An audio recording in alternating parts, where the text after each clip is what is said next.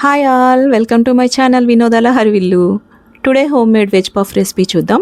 దీనికి కావాల్సిన ingredients: sweet corn, green peas, capsicum, onion, chow mein masala, ధనియా పౌడర్. క్యాప్సికమ్ అండ్ ఆనియన్ని స్మాల్గా కట్ చేసి పెట్టుకోవాలి. పఫ్ షీట్స్ని ఫ్రిడ్జ్లోంచి తీసి రూమ్ టెంపరేచర్లో పెట్టుకోవాలి. స్టవ్ ఆన్ చేసి ప్యాన్ పెట్టుకొని 2 స్పూన్స్ ఆఫ్ ఆయిల్ వేసి హీట్ చేసుకోవాలి.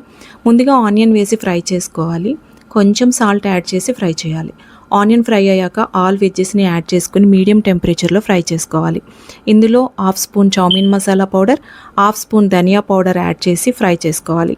వెజ్ పఫ్స్కి కర్రీ ఎక్కువ ఫ్రై అవ్వాల్సిన అవసరం లేదు, మీడియంలోనే ఫ్రై చేసుకొని సరిపోతుంది. ఇలా ఫ్రై చేసిన కర్రీని కొంచెం చల్లారి పెట్టుకొని పఫ్ షీట్స్కి తీసుకొని 1 స్పూన్ కర్రీ యాడ్ చేసి షీట్స్ని మనకి నచ్చిన షేప్స్లో ఫోల్డ్ చేసుకోవాలి. షీట్స్ ఎడ్జెస్కి మనం కవర్ చేసుకోవడం కోసం మిల్క్ అప్లై చేస్తూ ఫోల్డ్ చేసుకోవాలి. ఇప్పుడు ఫ్రైయర్ని బేకింగ్ ఆప్షన్లో పెట్టి 180 డిగ్రీస్ టెంపరేచర్లో 20 మినిట్స్ టైం సెట్ చేసుకోవాలి.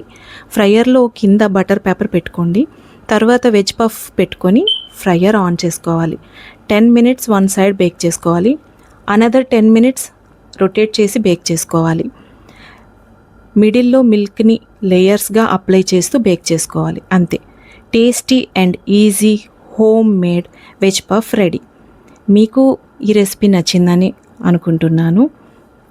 మీకు నచ్చితే ప్లీజ్ సబ్స్క్రైబ్ చేయండి. Thank you friends, bye, take care.